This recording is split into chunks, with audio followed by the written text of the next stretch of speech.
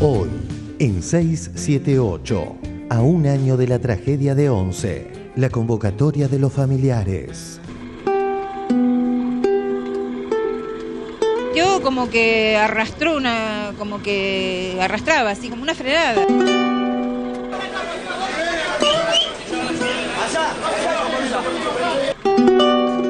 Chocó contra el andén de la cabecera 11 del ferrocarril Sarmiento. Queremos recordar y rendir un homenaje. Mañana se cumple un año de la tragedia de Once y queremos también rendir un homenaje y un recuerdo a todas las víctimas y un abrazo solidario a todos sus familiares.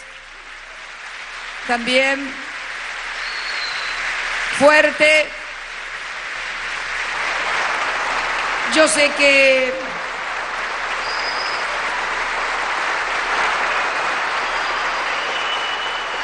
que la pérdida de un ser querido es irrecuperable e irreparable. Nadie lo puede suplir, nada lo puede reparar. Pero bueno, allí está la justicia para determinar responsabilidades, seguramente, pero así todo, con justicia, con reparación económica, con lo que fuere. La vida no vuelve y la vida de un ser querido, de un ser humano, es algo muy valioso y muy doloroso perderla. Así que un gran abrazo para todos ellos. Un trágico accidente de la Panamericana y el aprovechamiento político. El regodeo incesante con relación a esa paternidad de Eduardo Aliberti. El hijo de Eduardo Aliberti atropellaba y mataba a un ciclista. Es hijo del locutor Eduardo Aliberti. El hijo de Eduardo Aliberti. Es el hijo del periodista Eduardo Aliberti. Lo de ayer fue lamentable en el aspecto también del tratamiento. Fue miserable, un ladri progre, le dijo Feynman, cualquier cosa. Te digo sinceramente, no puedo entender, hay gente que justifica lo injustificable. Ya sabemos que Eduardo Aliberti es un ladri progresista. Diario Clarín por Darío Gallo. La actitud de Aliberti, salir a aclarar 3 días y medio después de la muerte, debe ser reconocida en el contexto de su drama de padre, aunque también habla de la honestidad intelectual de muchos comunicadores que atacan al periodismo por oportunismo ideológico. Porque si esta persona, en vez de ser el hijo de Aliberti, hubiera sido Juan García, ni salía en televisión. Pero claro, ya te digo, para mí fue miserable el tratamiento. No, fue miserable. Amnistía Internacional a favor del acuerdo entre Argentina e Irán. Clarín te lo oculta. Alerta en tarde a tarde en C5N. La organización Amnistía Internacional apoya el memorándum de entendimiento firmado entre la Argentina e Irán. Afirma, por otra parte, que es una oportunidad para alcanzar justicia. El fallido de Sanz. Hubieran generado un manto de confianza y sana expectativa, pero acá, insisto, hay desconfianza y las expectativas son todas favorables. Y las expectativas son todas desfavorables. Si te veo, amor, del otro lado no voy a dudar. Todo lo que veo, más todo lo que siento. Si te veo, amor, del otro lado yo voy a cruzar. Todo lo que tengo es todo lo que intento. Un carnaval, un río bravo, una calle en contramano, un hospital abandonado, la oscuridad. De corazón yo voy andando de tu mano.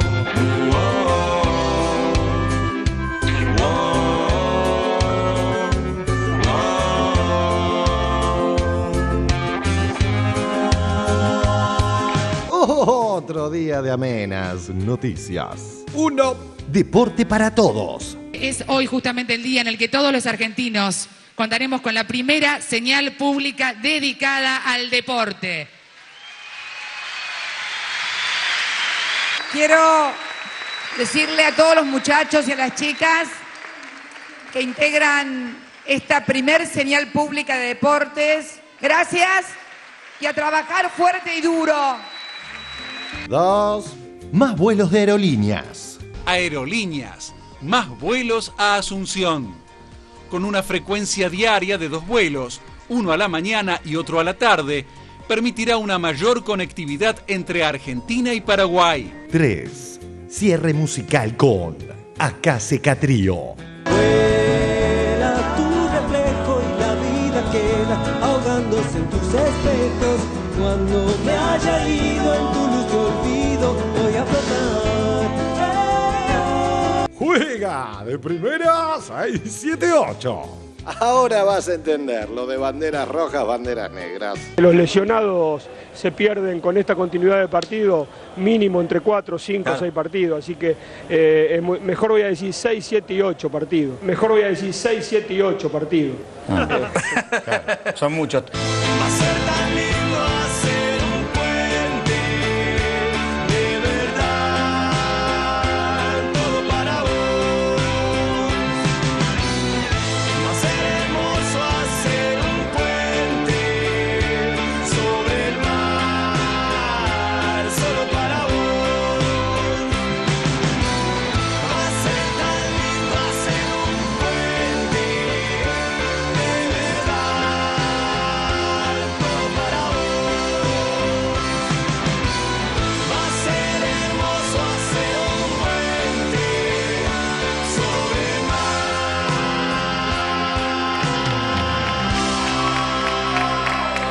Si te veo, amor, del otro lado no voy a dudar.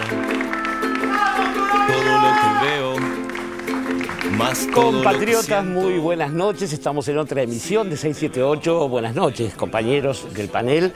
Y tenemos hoy un invitado, es un doctor en antropología, es decano del Instituto de Altos Estudios Sociales de la Universidad Nacional de San Martín y se lo puede definir, o él mismo lo hace como un gallina no racista, alguien que no fue ni peronista ni antiperonista, y descendiendo de protestantes, judíos y católicos, es ateo. Doctor Alejandro Grimson, bienvenido. Alejandro Grimson es el autor de Mitomanías Argentinas, un libro que después voy a mostrar, con una consigna: ¿cómo hablamos de nosotros mismos? Creo que un lugar para entender cómo hablamos de nosotros mismos no es otro que el Senado de la Nación, donde en este momento se está discutiendo la aprobación o no del memorándum de entendimiento entre la Argentina y la República Islámica de Irán. Amnesty International apoyó este memorándum, dijo que es un paso hacia la consecución de justicia, pero Clarín lo ocultó y probablemente el senador Sanz no se haya enterado, ¿no? Vamos a verlo. Amnistía Internacional a favor del acuerdo entre Argentina e Irán. Clarín y La Nación te lo ocultan. Estos son algunos de los tramos salientes, con fallido de Sanz incluido, de la jornada de hoy en la Cámara Alta. Hemos escuchado quienes dicen que detrás del memorándum hay intereses económicos. La sospecha de que pueda haber alguna finalidad política o comercial detrás de este acuerdo. Atrás de esto hay también una cuestión de cuestión comercial, ¿no? Por cuestiones geopolíticas el gobierno, o comerciales, el gobierno se acerque a Irán. Hay intereses económicos. Todos sabemos que no es así.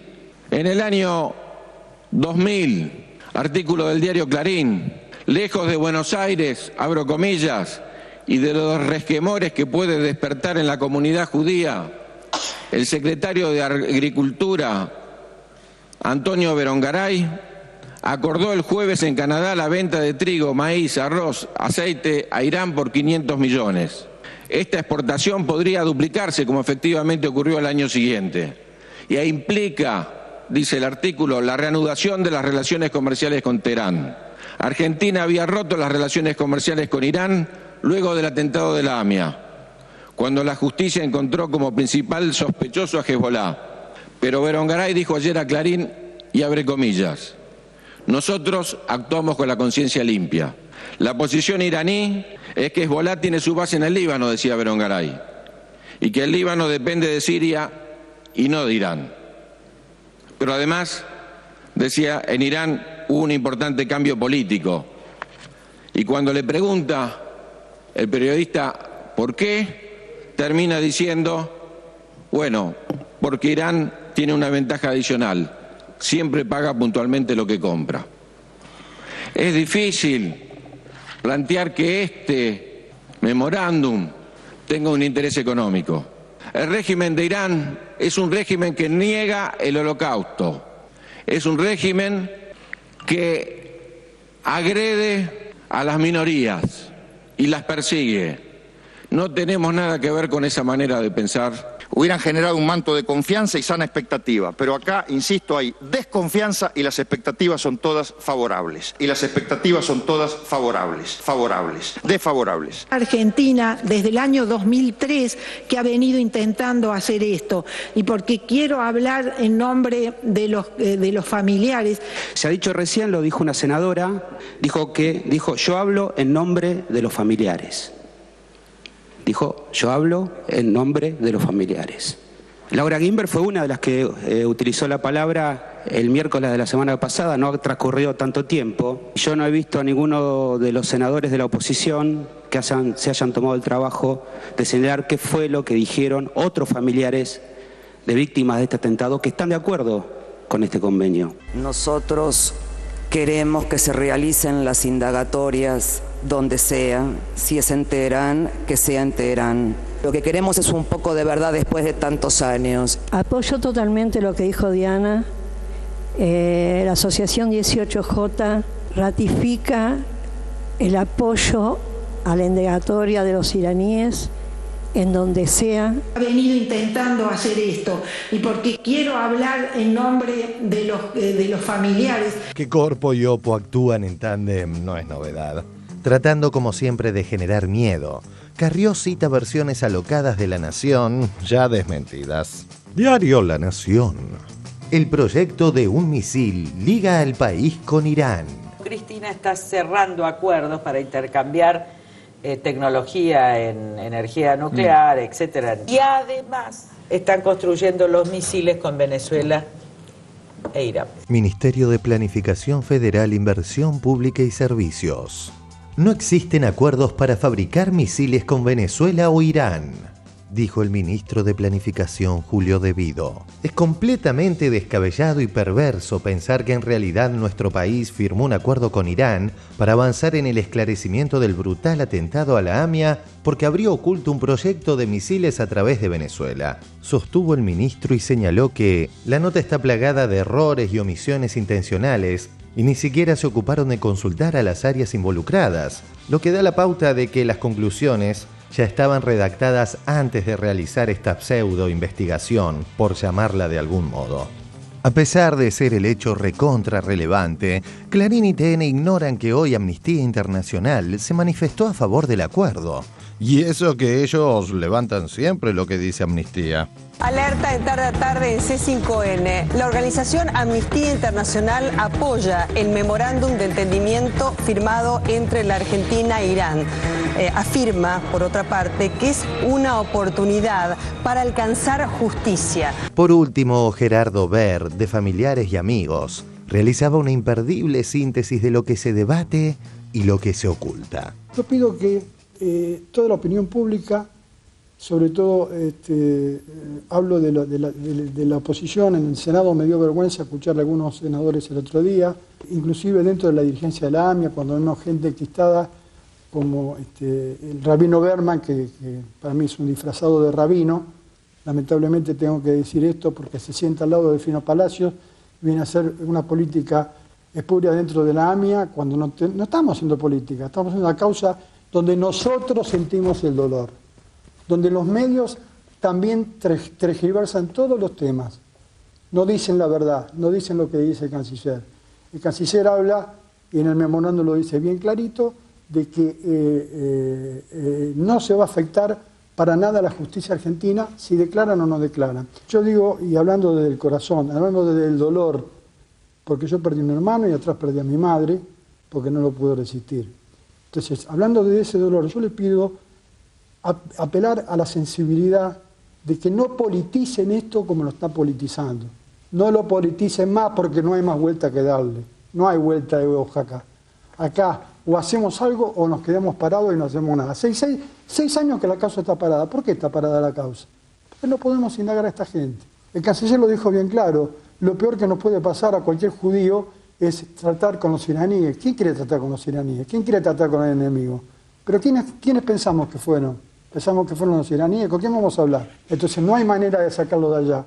Hay maneras de ir hasta allá y ver si se ajustan, como se puede ajustar, a la ley argentina que se tome declaración. Entonces yo le pido, apelo a la sensibilidad de todos los políticos, de la oposición, que el otro día fue vergonzante Morales, fue vergonzante Sanz, agraviando al canciller, agraviando el dolor de nosotros, haciendo proselitismo político. La mala información que pasa en los medios, tergiversando todas las cosas. Todos los medios que no son afines al gobierno tergiversan todo el tema y eso no puede pasar.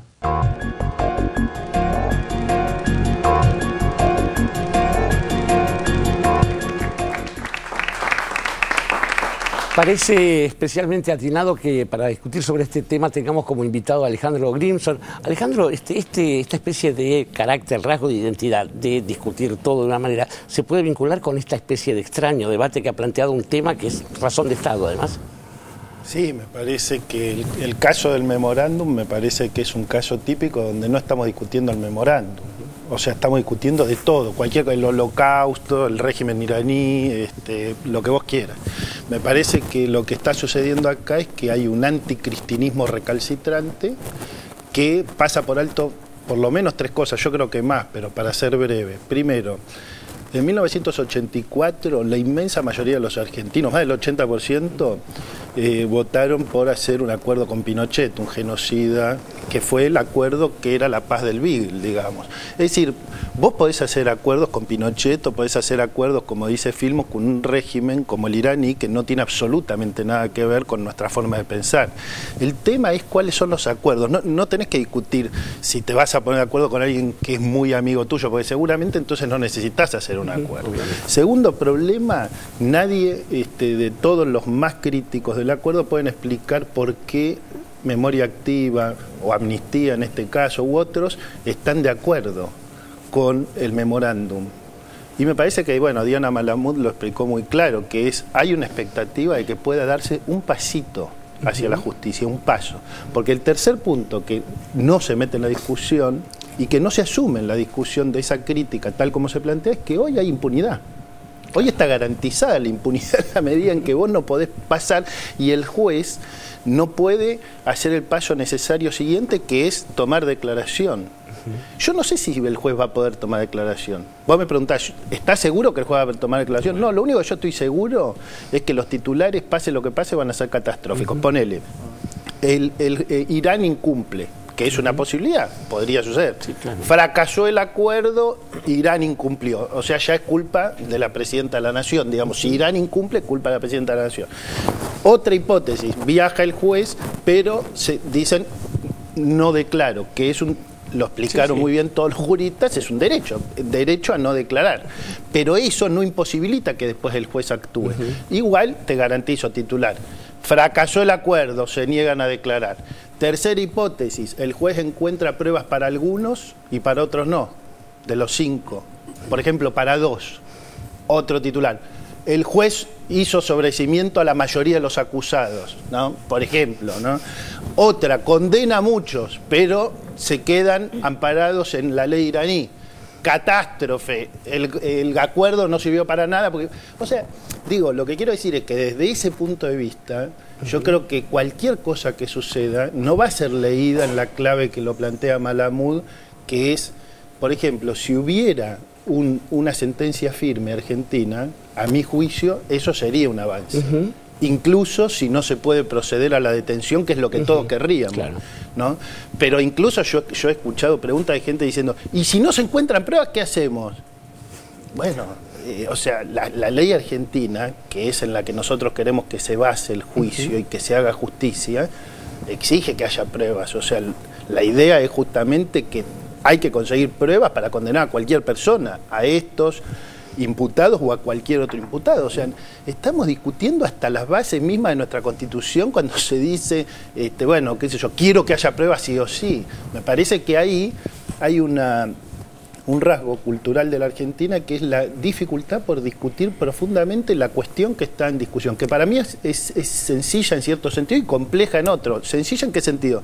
Yo creo que hay gente de buena fe que critica el memorándum porque tiene temor de que eso signifique el retroceso eventual con las alertas rojas. Y la gente de buena fe que acepta el memorándum porque entiende que eso implica que es un paso adelante en la posibilidad de dar un paso en la justicia. Bueno, esa me parece que en todo caso puede ser una discusión ajustada al tema en cuestión, que no tiene nada que ver con el Holocausto ni con ninguna cuestión de ese tipo. Ahora, de acuerdo con lo que vos has escrito, Alejandro, y esto, el desacuerdo no sería previo, es decir, hay una cosa que es la ley, que es el contrato social, en el que coincidimos todos, en el que nosotros estamos de acuerdo para seguir siendo una sociedad. ¿No será que ese contrato social no existe según nos convenga o no? Y bueno, me parece que ahí hay un problema de doble estándar, ¿no? Que está bastante claro en el sentido de que si el gobierno de la actual oposición avanza en relaciones comerciales con Irán, perfecto. Si el gobierno actual llega a avanzar en una relación comercial con Irán es porque está alineado con la geopolítica de Chávez y porque quiere reorganizarse de una manera... O sea, la Argentina tiene una posición muy clara en Naciones Unidas. Tienen que traer la documentación para decir a dónde hay un cambio en la política argentina hacia Irán. No lo hay. No lo hay. Lo que hay es una negociación. Entonces, en ese sentido, hay un doble estándar constante que es un rasgo de las características del debate público en la Argentina que hace que sea tan engorroso y difícil y hasta, en cierto sentido, a mi juicio, lamentable. ¿Nora Vegas? Sí, a mí, digamos, la verdad que es muy llamativo lo que sucede. Coincido con lo que decía Alejandro, que es evidentemente un anticristinismo lo que inunda todo el debate sobre este tema como sobre muchos otros temas. Sí. Acá se exacerba de una forma terrible porque hay 85 víctimas en las cuales a lo largo de 19 años no ha habido ningún avance concreto que apunte a descubrir quiénes fueron los ideólogos y quiénes fueron la mano de obra de ese atentado.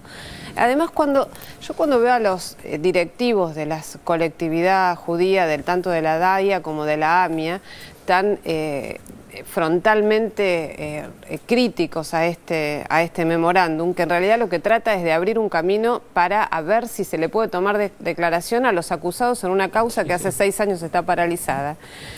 La verdad que me llama la atención que no digan nada, que ha habido directivos de esas entidades que están actualmente procesados y van a ir a juicio en la causa por encubrimiento, que se está llevando a cabo en la justicia argentina y que tanto tiempo ha estado paralizada, ¿no? Entonces, la verdad que hay que ver desde dónde habla cada uno.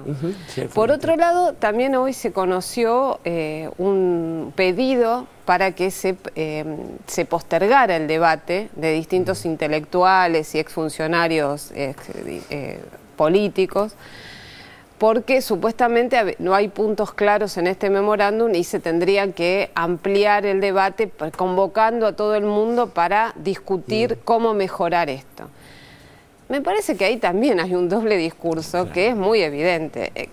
Con la presencia del canciller en la Cámara de Senadores, en el plenario de comisiones la semana pasada, vimos claramente que ninguno quería realmente discutir a ciencia cierta. Había un rechazo absoluto a la posibilidad de negociar un acuerdo que permitiera que el juez argentino y el fiscal argentino vayan a Irán a tratar de indagar a los imputados sin ninguna posibilidad de modificación real de eso. Además se sabe que esto es un acuerdo, las características que tiene de Estado a Estado, que tiene que ser aprobado por las cámaras de ambos países para que pueda llegar a un momento de ejecución, pero no es un documento debatible, es como, si se quiere, como el núcleo de coincidencias básicas en su momento cuando se modificó la Constitución del 94, en el 94. Entonces me parece que son todos artilugios que se buscan para no querer abrir la posibilidad de este camino, ¿no? Entonces, creo que la posibilidad de hacer justicia después de 19 años son más que escasas. Ahora, como está, es evidente que lo que prima, como decía Alejandro, es la impunidad. No hay posibilidad hoy en día, como están las cosas, con la actitud que tienen Irán, por más que haya pedido de captura internacional desde hace 5 años. No ha pasado nada, ¿no? Y después también la doble lectura de la política exterior argentina en cuanto a su acercamiento a Irán, cuando hablan de Venezuela y hablan de Bolivia, pero no mencionan a Brasil, porque no mencionan que Lula viajó a Irán, que el presidente de Irán estuvo en Brasil. Entonces, porque el eje del mal de América Latina es Chávez y Evo Morales. Entonces, ahí entraría también un realineamiento en la lógica que tratan de demostrar de la política exterior argentina. No hay mucha lógica en la mentira, pero Edgardo Moca...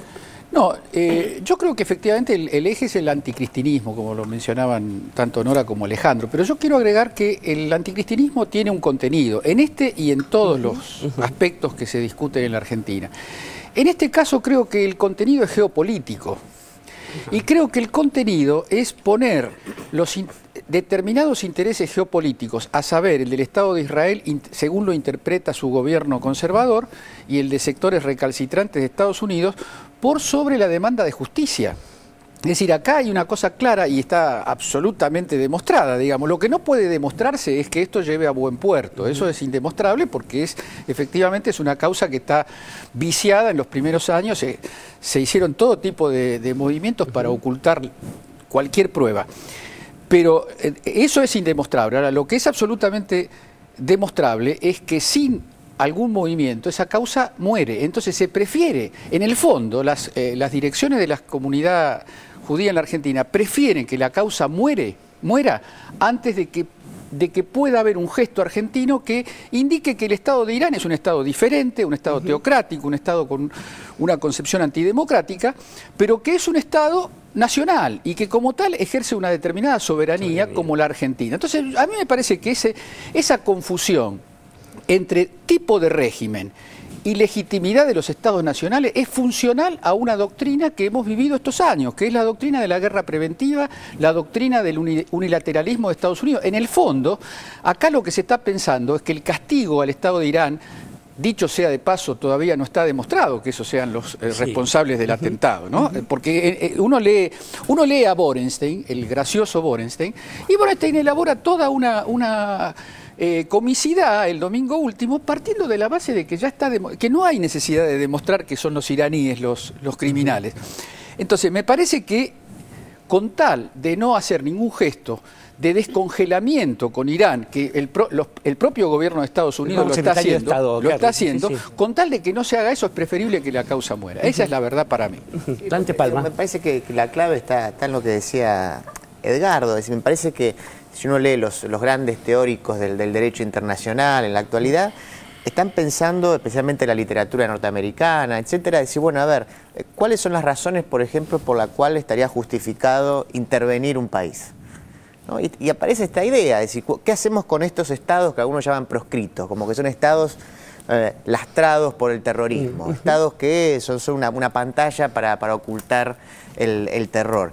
Y bueno, y lo que está de fondo es eso, es decir, una justificación dentro del derecho internacional que permita una intervención. Eso no quiere decir, justificar las barbaridades que pueda decir el presidente de Irán o que se puedan hacer dentro de Irán, pero me parece que como decía bien Edgardo, bueno, hay que hacer una mirada geopolítica, hay que hacer una mirada acerca de los intereses que entran en juego acá, intereses que creo que en general tienen muy poco que ver con la verdad de la causa. Y en este punto, sí, Orlando Barones. No, estaba justamente, a raíz de lo que comentó Nora del análisis, estaba pensando primero qué desean los argentinos. ¿Alguien lo sabe? ¿Se hizo un plebiscito? Solo tenemos el elemento fundamental, que es nuestro Parlamento, que es donde se representan las voces. Acá se habló de la oposición, de toda la oposición permanente, o el anticristinismo, el antikirchnerismo, o lo que fuere. Y a mí me sorprende, escuchando, viendo a todos los senadores, los que se expresaron a la mayor parte de los discursos, primero de una ferocidad, yo diría una ferocidad ética, ya no política, despiadada, como si estuviéramos en guerra. Tan es así que se me ocurrió pensar que Morales es inmorales, haciendo un juego poco agraciado, menos gracioso que el de Borenstein. Pero yo digo, ¿cómo puede ser que ese arco político, donde pertenecen a distintas tendencias que convergen circunstancialmente, coyunturalmente, forzosamente o forzadamente, coincidan en el rechazo? ¿cómo pueden coincidir en el rechazo personas, representantes políticos que piensan distinto del mundo, de la vida, del género, de lo que fuere? ¿Por qué en este caso tienen una coincidencia total? Hay respuestas, querido Orlando, en ese sentido. Una la dieron ellos diciendo que es el anticristinismo. Respecto de la otra, creo que vamos a ir a un nuevo informe, ahora un informe que quizás es más revelador. En esto es sobre el trágico accidente de la Panamericana y el miserable tratamiento que hicieron los medios. Y en este sentido me parece bueno aclarar una cosa antes. Este programa emite opiniones, se planta en sus opiniones y cada uno dice desde dónde habla. Pero frente al valor de la vida y frente a la tragedia de la muerte, este programa, que muchas veces es sarcástico, irónico, jamás ha transgredido esas normas éticas básicas. Parece que en el resto de los medios este acuerdo no funciona. Vamos al informe, por favor. El trágico accidente de la Panamericana. Salvo que las bicicletas no pueden circular por la Panamericana y que Pablo García tenía al momento del accidente 1,45% de alcohol en sangre, lo permitido es hasta 0,5%. Solo dudas y nada de certezas tenemos todos sobre el luctuoso hecho conocido públicamente a través del diario Muy del Grupo Clarín, que tiró detalles de difícil comprobación, luego repetidos por otros medios. Tapa de Muy del día miércoles. 17 kilómetros con un muerto en el capó. Atropelló a un ciclista en la Panamericana y se lo llevó puesto desde Pilar hasta Tortuguitas. Lo vio y lo denunció una empleada del peaje. La justicia lo acusa de homicidio sin intención y lo dejó libre.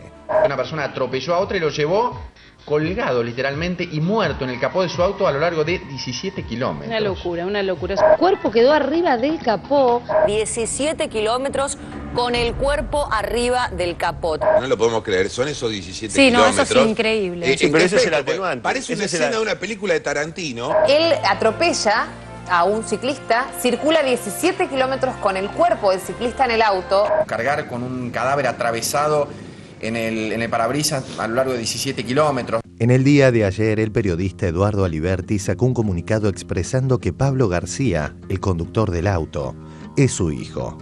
Facebook del programa radial Marca de Radio de Eduardo Aliberti. Acá estoy, en uno de los momentos más dolorosos de mi vida, producto de hechos que involucran a parte de mi familia y que tomaron estado público en las últimas horas. Pablo García es mi hijo. Solo puedo decir que mis sentimientos y el de mi familia acompañan principalmente a los familiares de la víctima, que se está a disposición de la justicia ya actuante en todo cuanto sea necesario para el esclarecimiento de esta desgracia igual de desgarradora que de irreparable, y que nuestro objetivo es la estricta igualdad ante la justicia. Solo quiero pedir, frente a las versiones circulantes, que todo lo relacionado con los detalles y marcha de la causa sea vehiculizado a través de los canales correspondientes, evitando especulaciones de otro tipo. Solo eso. Es lo único que deseo y debo pedir. Gracias, si se puede ser así. Eduardo Aliberti. El aprovechamiento político del trágico hecho, que como dice Aliberti, la justicia deberá investigar en profundidad, no se hizo esperar. Ante el regodeo incesante con relación a esa paternidad de Eduardo Aliberti. Perfil.com. El auto que atropelló y mató al ciclista está a nombre de Eduardo Aliberti. El hijo de Eduardo Aliberti atropellaba y mataba a un ciclista. Es hijo del locutor Eduardo Aliberti. El hijo de Eduardo Aliberti. La persona que manejaba el auto, que fue demorado y después que quedó en libertad, es el hijo del periodista Eduardo Aliberti. Es el hijo de Eduardo Aliberti. El joven que atropelló a un ciclista en la Panamericana y lo llevó 17 kilómetros sobre el capot es hijo de Eduardo Aliberti. En el expediente no figura en ningún lado hasta ahora, no hay constancia hasta ahora de que haya llevado el acusado en el capó del auto a la víctima durante 17 kilómetros. No figura en ningún lado hasta ahora, no hay constancia hasta ahora de que haya llevado el acusado en el capó del auto a la víctima durante 17 kilómetros. 17 kilómetros sobre el capot es hijo de Eduardo Aliberti. Lo que está claro es que hay una responsabilidad penal a priori de Pablo García, y lo que está claro además es que aprovechan las diferencias ideológicas, editoriales, con el padre de Pablo García, Eduardo Aliberti, para ajustar cuentas. Es una postura, lo asumo yo, lo digo yo, de un canalla. A ver, este caso hoy es, por ejemplo, tapa de Clarín, tema del día de Clarín, página 2, 3, 4, 5, con el tema de este accidente. No digo que no sea importante, ahora, ¿es para llevarlo a este despliegue? Ayer fue lamentable en el aspecto también del tratamiento, fue miserable, un ladri progre, le dijo Feynman, cualquier cosa. No puedo entender, hay gente que justifica lo injustificable. Ya sabemos que Eduardo Aliberti es un ladri progresista, un hombre muy humilde, que terminó siendo asesinado por el hijo de Eduardo Aliberti. Ya sabemos que Eduardo Aliberti es un ladri progresista. Porque si esta persona, en vez de ser el hijo de Aliberti, hubiera sido Juan García, ni salía en televisión. Pero claro, ya te digo, para mí fue miserable el tratamiento. No, fue miserable. Bueno. Recomiendo por la negativa, por supuesto, una columna de Darío Gallo hoy en Clarín. La verdad que es de lo peor que leí en los últimos 25 años de periodismo. Diario Clarín por Darío Gallo. Si no fuese por la tapa de Muy y por los periodistas que comenzaron a hurgar hasta llegar a la identidad del conductor, tal vez la familia de Rodas no hubiese encontrado una explicación de lo sucedido. La actitud de Aliberti, salir a aclarar 3 días y medio después de la muerte, debe ser reconocida en el contexto de su drama de padre, aunque también habla de la honestidad intelectual de muchos comunicadores que atacan al periodismo por oportunismo ideológico. Ese comportamiento del periodismo que no cesa de caer cada día más bajo en su manera de comportarse. Por último, es elogiable la actitud del portal del diario La Nación, que a diferencia de Clarín y Perfil, cerró sus comentarios para evitar a los clásicos lectores odiadores. Veamos los comentarios de la nota del diario Perfil con respecto a este tema. Nefertitis One. Este asesino está libre por ser obsecuente junto a su padre del gobierno. Hijo de puta, basura. Quique López. Aliberti, tu docencia canalizada a través del periodismo ha finalizado. Dedícate a otra cosa. Está comprobado que fracasó. Comentarios en clarín.com. Cara bonita. No lo lamento por Eduardo Aliberti, un asqueroso caca pagado por el gobierno. A este habría que meterle balas en el orto para ver qué hace. Juan Pablo Pando. Aliberti, la justicia divina llega. Vos y tu manga de periodistas corruptos pagos por el gobierno, acá tenés las consecuencias.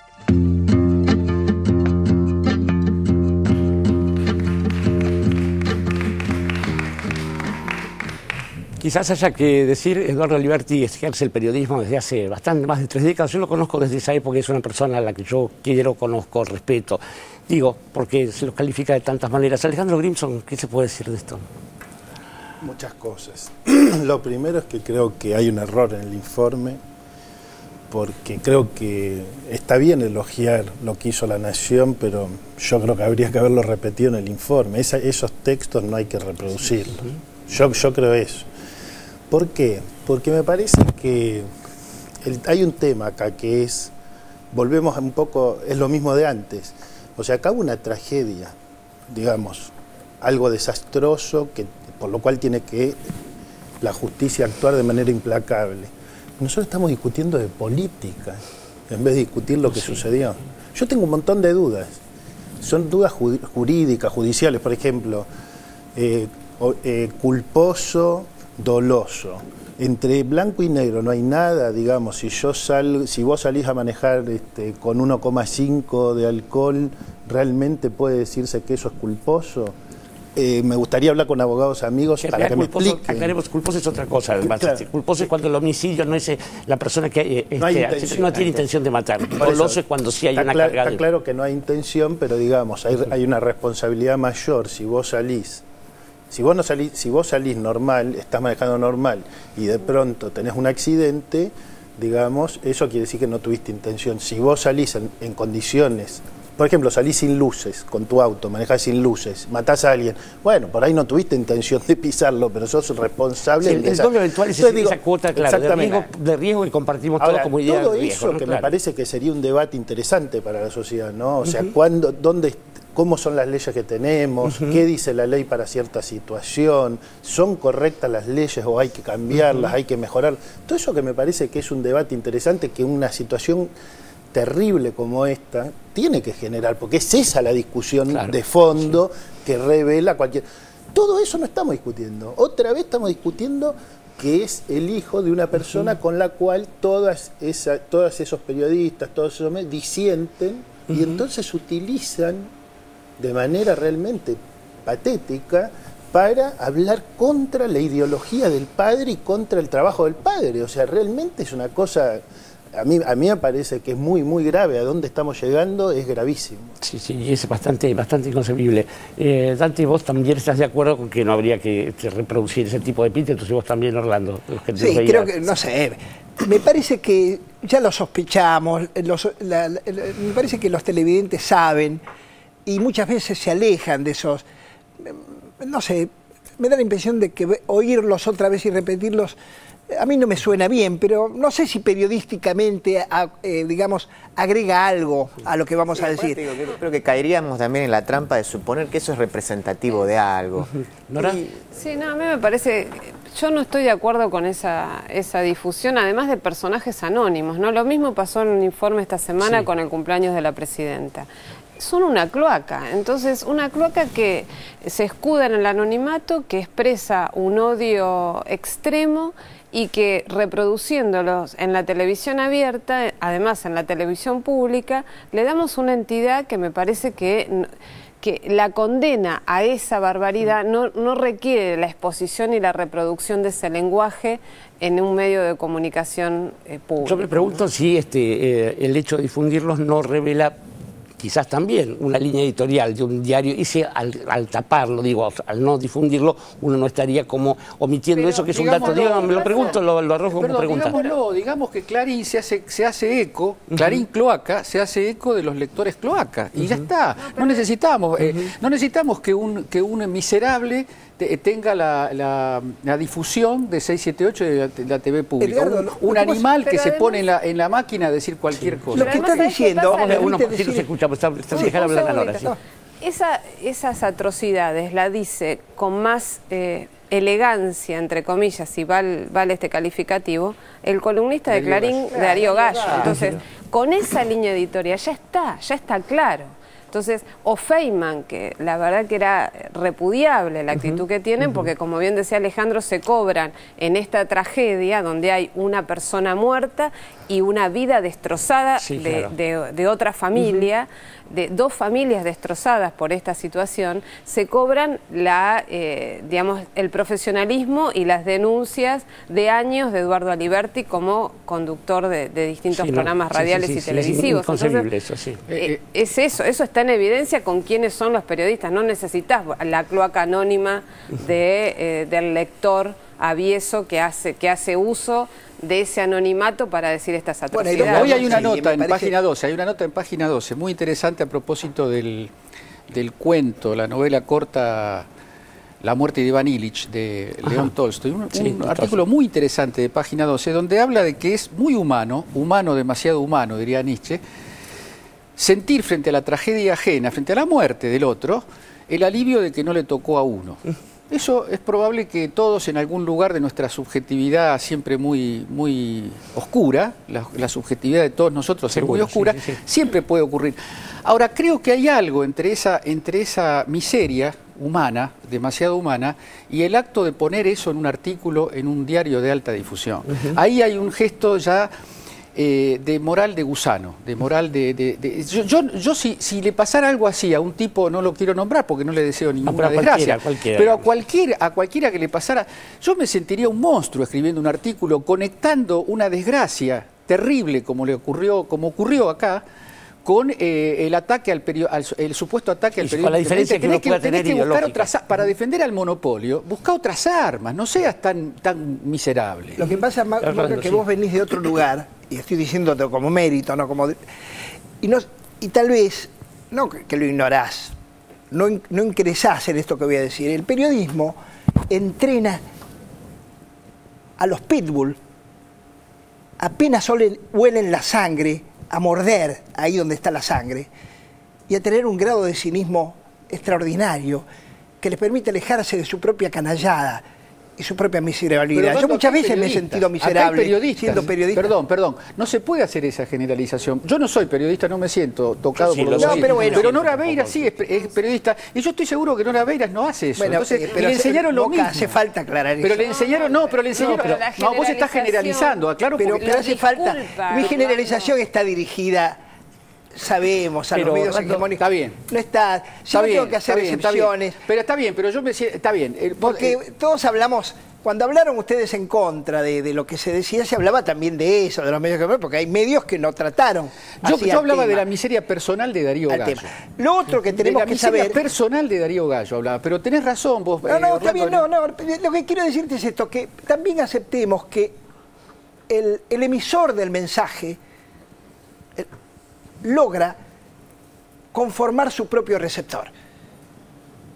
Es decir, cuando uno tiene un mensaje que no es canalla, el receptor, el que escribe, no puede escribir cosas canallescas, porque no lo justifica el texto que vos hacés y la ética que vos expresás, cualquiera fuera, cualquier ideología, no importa. Sin embargo, Orlando... Estas personas escriben para que esos receptores carguen furia y escriban sobre lo que ellos escribieron y hagan eso que vemos ahí. Algo muy chiquito. Sí. Yo coincido 100% contigo, Orlando. Lo único que yo quisiera es que esta denuncia de lo más mediático como un cuerpo, como un cuerpo que hasta el Papa acaba de denunciar, como un cuerpo nocivo que hasta el Papa renunciante acaba de denunciar, sirva para disminuir la responsabilidad individual del señor Darío Gallo. Darío Gallo no es el periodismo, Darío Gallo es Darío Gallo. Si yo escribo, yo no puedo decir, si yo digo algo, no es 678, ni la TV pública, ni el periodismo, ni la ciencia política, ni nadie, habla Edgardo Moca, y Edgardo Moca se tiene que hacer cargo él de sus miserias. Pero además, ¿sabés qué? Dentro del mismo grupo Clarín, escuchábamos el informe de Mauro Zeta, que es el columnista de policiales de Telenoche, de Canal 13, también, donde realmente explicaba las confusiones que existen, lo que existe en la causa hasta ahora, las versiones encontradas, describía el hecho, no calificaba, no se montó en ese show, que sí se montó editorialmente el grupo y el diario Clarín. Sobre todo entonces, los audiovisuales. Bueno, pero este periodista no trabaja ahí, entonces marca una diferencia. Claro. Y me parece que eso también te habla de nadie te pone el revólver en la cabeza para hacer esas atrocidades. Eso te habla de una calidad de persona que este tipo ejerce el periodismo. Podría ser médico, abogado, no sé, empresario y sería una mala persona igual. Lo que pasa es que acá está expuesto en un medio de comunicación. Hay una forma, como digamos, de aquello que llamaríamos la obediencia debida también en esto, y ahí creo que hay un límite. Alejandro, ¿cómo funciona esto de los discursos individuales y el ámbito al que pertenece, ya sea una empresa periodística o un hospital o un club? No, yo creo que está claro que hubo heterogeneidad. Como se dijo acá, hubo heterogeneidad, hubo diversidad en la cobertura, incluso en distintos medios, etcétera, y lo que estamos hablando es de que es inaceptable, y yo creo incluso que no habría que darle tampoco mucho más espacio, en el sentido de que está muy bien sentar posición sobre lo que sucedió, sentar posición sobre la cobertura, sobre lo inaceptable de ciertos manejos y formas de hacer las cosas, y a partir de eso me parece que hay muchos temas en la Argentina y me parece que es relevante, digamos, decir, bueno, ¿qué es lo que haría, qué es lo que tiene que hacer el periodismo? Tiene que abordar esos grandes temas y marcar los límites éticos, que yo creo que sí, que son individuales, que pueden estar atravesados por líneas editoriales, pero donde hay fronteras que no se pueden cruzar. Igual creo, Jorge, perdóname, hay un síntoma, volviendo a Darío Gallo y más allá de la generalización, digo, hablo de la historia reciente. Darío Gallo era el director del Diario Libre, diario amarillista, que por suerte duró lo que dura duró menos de lo que dura un olor a cloaca, digamos. Pero fíjense cómo a ver, hay una matriz del periodismo degradada que hace que un tipo como Darío Gallo sea un editorialista principal en Clarín. Y finalmente estamos discutiendo una versión, insisto, yo no conozco el caso, que es absolutamente inverosímil. Suponer que hay alguien que atropelló y que llevó en el capó, en el parabrisas, decía uno, agarrado. Los relatos que se armaron. Es la versión más inverosímil. Claro, pero entonces, finalmente, estamos viendo que la agenda la está imponiendo un periodista. Porque, a ver, esto es tapa del diario el diario hermano de la cloaca del Diario Libre. O sea que, finalmente, esa es la agenda la está imponiendo cada vez un periodismo más radicalizado, más absolutamente desvinculado con lo real, sí, amarillista y miserable. Sí, también, es la misma línea, digamos, si cuando se murió Néstor Kirchner, Mirta Legrand dijo que no estaba el cuerpo en el cajón. Y Carrió dijo que el velatorio había sido organizado por fuerza bruta, digamos. Si esos son capaces de decir referentes del mundo del espectáculo que están en un programa de televisión supuestamente periodístico y una diputada de la Nación, candidata a presidenta, ¿qué podemos esperar? Podemos esperar lo mismo, porque digo, también hay categorías así, pero Alejandro, hay una especie de exceso nacional donde también en la confrontación futbolística se apela a deseos de muerte y cosas así. Digo, hay una cosa morbosa también en nuestra comunidad desorganizada, ¿no? Yo creo que, yo pienso lo siguiente, siendo bastante futbolero, creo que ciertas culturas en el ámbito del fútbol hagan ciertas cosas, como las que vos decís, digamos, cantando cantitos espantosos sobre sus adversarios, yo los distinguiría en dos tipos. Un tipo, me parece que hace a un espacio ritual como el fútbol, donde hay una descarga de violencia y catarsis y qué sé yo, que podría estar marcada dentro de una cultura de que dentro de ese universo suceden ciertas cosas que no suceden afuera. Algo muy distinto es cuando aparece, vos decías, gallina antirracista, porque efectivamente para mí hay fronteras que tampoco se pueden cruzar ahí, ¿no?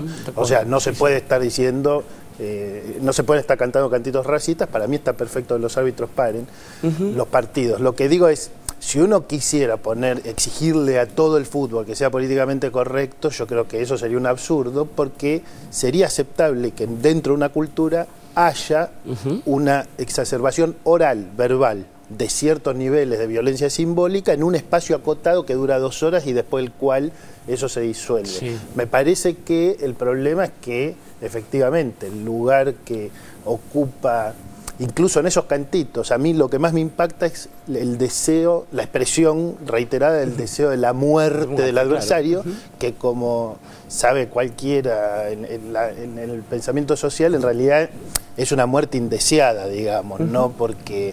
digamos, no existe ninguna identidad futbolística sin el otro, obviamente.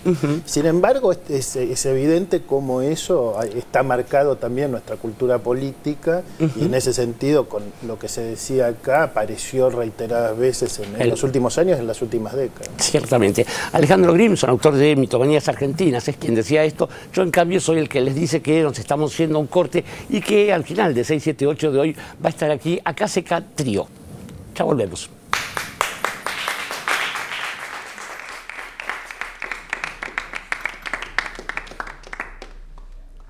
Ya son miles las casas del programa Procrear que están en construcción.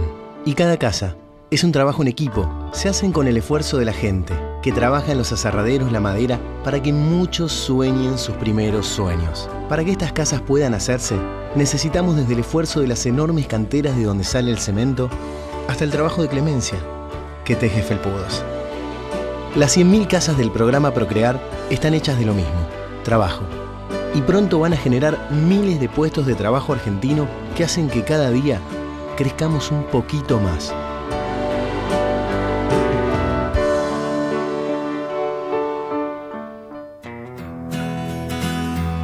Mas é que se agora pra fazer sucesso, pra vender disco de protesto, todo mundo tem que reclamar.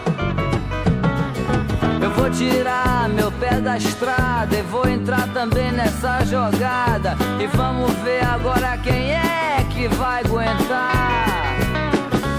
Porque eu fui o primeiro e já passou tanto janeiro. Mas se todos gostam eu vou voltar.